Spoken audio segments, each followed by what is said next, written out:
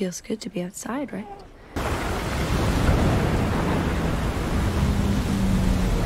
একজন গর্ভবতী মেয়ে তার স্বামীর কাছ থেকে বিচ্ছিন্ন হয়ে সমুদ্রের মাঝখানে একটি কন্টেনারের ভেতরে আটকে পড়ে এবং কন্টেনারে ক্রমাগত পানি ভরতে থাকে। বাইরে থেকে সাহায্য পাবার কোনো আশা নেই এবং এই অবস্থায় সে একটা মেয়ের জন্ম দেয়। কিন্তু সমুদ্রের মাঝখানে খাবার এবং পানি ছাড়া তারা কিভাবে বাঁচবে সেটা দেখব আজকের গল্পে। গল্পটা যদি ভালো লাগে প্লিজ একটা লাইক করে শেয়ার করে দেবেন। চলুন তাহলে শুরু করি। গল্প শুরু হয় একটি রেডিওর খবর দিয়ে, যেখানে ঘোষণা করা হয় যে স্পেনে ভয়াবহ দুর্ভিক্ষ ছড়িয়ে পড়েছে এবং প্রয়োজনীয় জিনিস ফুরিয়ে যাচ্ছে।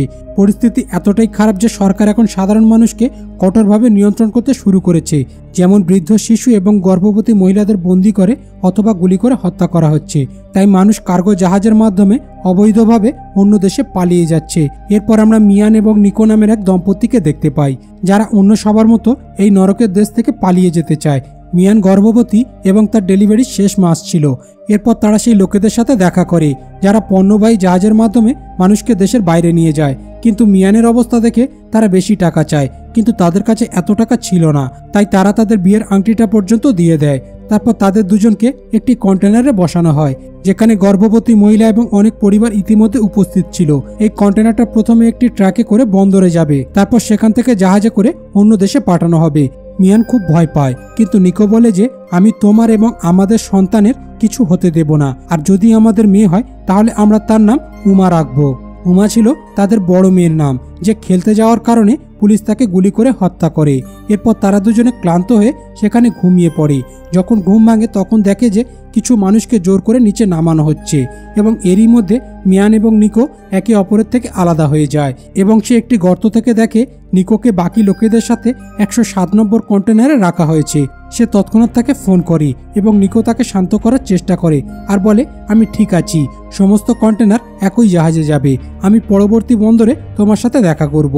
এবং তাকে সতর্ক করে দেয় সে যেন কাউকে বিশ্বাস না করে এবং নিজের যত্ন নেয়। এরপর তাদের ট্রাক জাহাজের উদ্দেশ্যে রওনা দেয়। তারপর মিয়ান বাইরে দেখে যে লোকেরা সরকারের বিরুদ্ধে প্রতিবাদ করছে, কিন্তু কোনো লাভ হয় না, কারণ পুলিশ এবং সেনাবাহিনী সবাইকে মারধর এবং বন্দি করছে। কিছুক্ষণ পর তাদের কন্টেনারটি একটি জায়গায় এসে থামে এবং সবাই কন্টেনারের গোপন অংশে লুকিয়ে পড়ে। মিয়ান একটি গর্ত থেকে বাইরে তাকায় এবং সেখানে কিছু পুলিশ অফিসার কন্টেনারগুলি তল্লাশি করছে। তারা খবর পেয়েছিল যে লোকেরা কন্টেনারে করে লুকিয়ে এই দেশ থেকে পালিয়ে যাচ্ছে, কিন্তু কন্টেনারের দরজা খোলার পর ভেতরে কাউকে দেখতে পায় না, কারণ সবাই গোপন অংশে লুকিয়েছিল। কিন্তু অফিসার খুব চালাক ছিল, সে বুঝতে পারে যে এই কন্টেনারে কোনো একটি গোপন অংশ আছে। তাই সে ভেতরে গিয়ে চিৎকার করে বলে, যদি কেউ নিজের ইচ্ছায় বেরিয়ে আসো তাহলে তার জীবন রক্ষা পাবে, নইলে গুলি করে সবাইকে মেরে ফেলা হবে। এই কথা শুনে ভেতরে থাকা সবাই বেশ ভয় পেয়ে যায়। মিয়ান সেখানে থাকা একটি কাঠের বক্সের উপর লুকিয়ে থাকে। তখন একটি মেয়ে ভয় পেয়ে দরজা খুলে দেয় এবং তৎক্ষণাৎ অফিসার তার লোকেদের নির্দেশ দেয় এবং সমস্ত লোককে গুলি করে হত্যা করা হয়। সবশেষে একটা ফুটফুটে বাচ্চা বেরিয়ে আসে, কিন্তু সেই পশুরা তাকেও গুলি করে হত্যা করে। কিছুক্ষণের মধ্যে কন্টেনারের মৃতদেহ ভরে যায় এবং উপর থেকে এইসব দেখে মিয়ান ভয়ে কাঁপছিল, কিন্তু কোনোভাবে সে নিজেকে সামলে নেয়। এরপর অফিসার সমস্ত মৃতদেহ বের করার নির্দেশ দেয় এবং জাহাজে কন্টেনারটি তুলে দেয়। মিয়ান গর্ত থেকে এইসব কিছু দেখছিল। এখন কেবল কন্টেনারে সে একা ছিল। এরপর সে তার স্বামীকে ফোন করার চেষ্টা করে, কিন্তু ফোন লাগে না। তারপর সে একটা ব্যাগ দেখতে পায়, যাতে খাবার আর কিছু জিনিসপত্র ছিল। ড্রিল মেশিন, ফোন এবং একটি ছুরি পায়, সেগুলো তার কাছে রেখে দেয়। তারপর সে গিয়ে এক কোণে বসে ঘুমিয়ে পড়ে, কিন্তু হঠাৎ মাঝরাতে কন্টেনারটি প্রচণ্ডভাবে কাঁপতে শুরু করে এবং ভয়ে সে বাইরে দেখে যে সমুদ্রে শক্তিশালী ঝড় উঠেছে এবং সাহায্যের জন্য চিৎকার করে, কিন্তু কোনো লাভ হয় না। হঠাৎ জাহাজটি একটি শক্তিশালী ঢেউয়ের সাথে ধাক্কা খায় এবং অনেকগুলো কন্টেনার সমুদ্রে পড়ে যায়, যার ফলে মিয়ানের মাথায় আঘাত লাগে এবং সে অজ্ঞান হয়ে যায়। পরদিন সকালে যখন তার চোখ খোলে তখন কন্টেনারে পানি ভরতে শুরু করেছে এবং কিছু কন্টেনার ডুবে যাচ্ছে। তার মানে তার কন্টেনার সমুদ্রের মাঝখানে ভাসছে এবং সে এখানে সম্পূর্ণ আটকে পড়েছে। সে আতঙ্কিত হয়ে তার ফোন বের করে নিকোর সাথে কথা বলার জন্য, কিন্তু ফোনটি নষ্ট হয়ে গিয়েছিল এবং সে ব্যাগ থেকে আরেকটি ফোন বের করে, কিন্তু তাতে কোনো নেটওয়ার্ক ছিল না। তাছাড়া কন্টেনারে ধীরে ধীরে পানি ভরে যাচ্ছিল, যার কারণে অল্প সময়ের মধ্যে ডুবে যেতে পারে। সে একটু অনুসন্ধান করলে নিচে দুটি গর্ত দেখতে পায়, যেখান থেকে পানি আসছিল। সেই গর্তগুলিকে বন্ধ করার জন্য সেখানে জিনিসপত্র খুঁজতে শুরু করে। তারপর সে একটি টেপ খুঁজে পায়, সেটা দিয়ে গর্ত বন্ধ করার চেষ্টা করে যাতে পানি কিছুটা কম ঢোকে। এরপর সে কিছু লোকের চিৎকারের শব্দ শুনতে পায়। সে আতঙ্কিত হয়ে বাইরে তাকিয়ে দেখে একটি কন্টেনার ডুবে যাচ্ছে, যার উপরে 107 লেখা ছিল। সে বুঝতে পারে এটি নিকোর কন্টেনার, যার কারণে সে চিৎকার করতে শুরু করে, কিন্তু সে কিছু করতে পারে না। সে দ্রুত তার ফোন থেকে সিম কার্ড বের করে অন্য একটি ফোনে লাগায়, যাতে সে নিকোর সাথে কথা বলতে পারে। কিন্তু ততক্ষণে নিকোর কন্টেনার সম্পূর্ণ ডুবে যায়। সে কেবল কাঁদতে কাঁদতে তাকিয়ে থাকে। তার কিছুই করা সম্ভব ছিল না। এখন সে তার স্বামী হারানোর পর সে সম্পূর্ণ ভেঙে পড়ে এবং সে আত্মহত্যা করার চেষ্টা করে। তখন সে তার পেটের শিশুর নড়াচড়া অনুভব করে, যার কারণে সে ছুরি ফেলে দেয়। তারপর সে গভীর নিঃশ্বাস নেয় এবং সে ভাবে তার সন্তানের জন্য তাকে বাঁচতে হবে।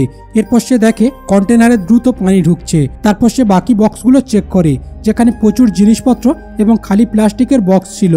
সে সেখানে পাওয়া একটি রাবারের দড়ি কেটে গর্ত বন্ধ করে এবং একটি পাইপের সাহায্যে যতটা সম্ভব পানি বের করার চেষ্টা করে।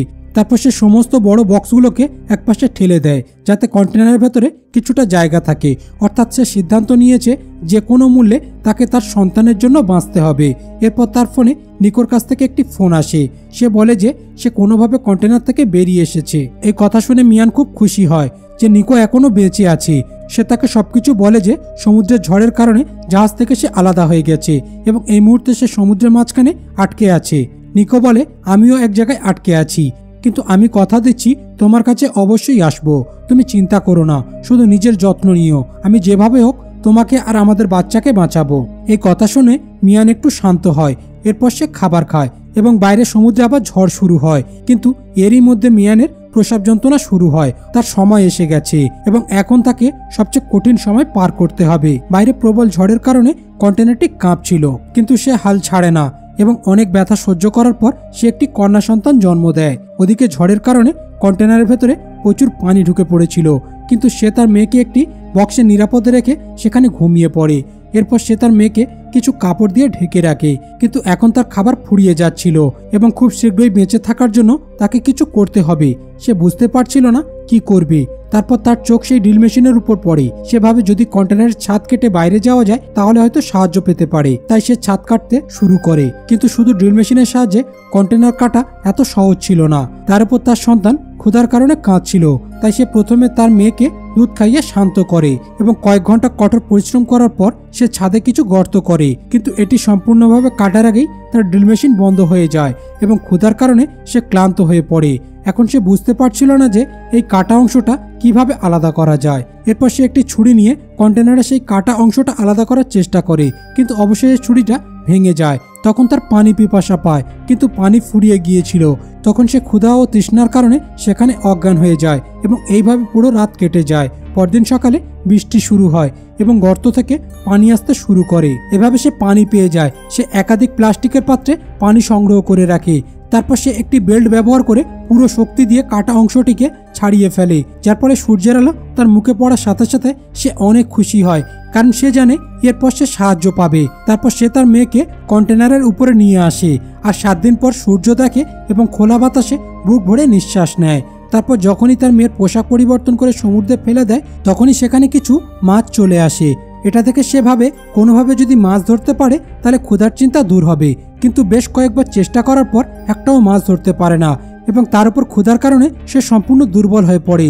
তখন সে উপর থেকে একটি বিমান যেতে দেখে, তাই সে দ্রুত নিচে নেমে টিভির কাঁচ ভেঙে উপরে উঠে আসে, যাতে কাঁচের মধ্য দিয়ে সংকেত দিতে পারে। কিন্তু কন্টেনারের ধার লেগে তার পা কেটে যায়। তবুও সে কোনোভাবে উঠে আসে এবং সংকেত দেওয়ার চেষ্টা করে, কিন্তু ততক্ষণে বিমানটি অনেক দূরে চলে গেছে। এটা করতে গিয়ে তার পায়ে যে মারাত্মক আঘাত লেগেছিল সেখান থেকে প্রচুর রক্তক্ষরণ হয়। তাই সে প্রথমে অ্যালকোহল দিয়ে সেই জায়গাটাকে পরিষ্কার করে। তারপর সে ভাঙা টিভি থেকে সরু তার বের করে সে নিজেই তার ক্ষত সেলাই করতে শুরু করে। এই সময় সে প্রচণ্ড ব্যথা অনুভব করে, কিন্তু এটা করা ছাড়া তার কাছে অন্য কোনো রাস্তা ছিল না এবং কিছুক্ষণ বিশ্রাম নেবার পর সে তারের সাহায্যে একটি জাল তৈরি করে মাছ ধরার জন্য। পরদিন সকালে সে বাইরে গিয়ে মাছ ধরার চেষ্টা করে। এবার তার জালে একটি মাছ আটকে যায় এবং প্রচণ্ড ক্ষুধার কারণে সে কাঁচা মাছ খায়। এরপর সে আরও কিছু মাছ ধরে প্লাস্টিকের বক্সে রেখে দেয়। এভাবে তার খাবারের চিন্তা দূর হয়ে যায়। আরও 2 দিন কোনোভাবে কেটে যায়, কিন্তু সে আশা হারায় না। তাই সে নিকোর কলের জন্য অপেক্ষা করে। তারপর সেই রাতে যখন সে কন্টেনার থেকে বের হয় তখন নিকোর শেষ ফোন আসে। সে ক্ষমা চেয়ে বলে, আমি কন্টেনার থেকে পালিয়ে যাবার চেষ্টা করছিলাম, তখন একজন অফিসার আমাকে গুলি করে। আমি আহত অবস্থায় পড়ে আছি এবং আমি জানি না আমি বেঁচে থাকবো কিনা। মিয়ান কাঁদতে কাঁদতে বলে যে আমি একটি কন্যা সন্তানের জন্ম দিয়েছি, যা দেখতে উমার মতো হয়েছে। সে প্রতিটি সমস্যার কথা বলে এবং এখনো পর্যন্ত সে সাহস হারায়নি। মোবাইলের ব্যাটারি শেষ হতে চলেছে, তাই মিয়ান ফোনটি উমার কাছে নিয়ে যায় এবং নিকো শেষবারের মতো তার মেয়ের কণ্ঠস্বর শোনে।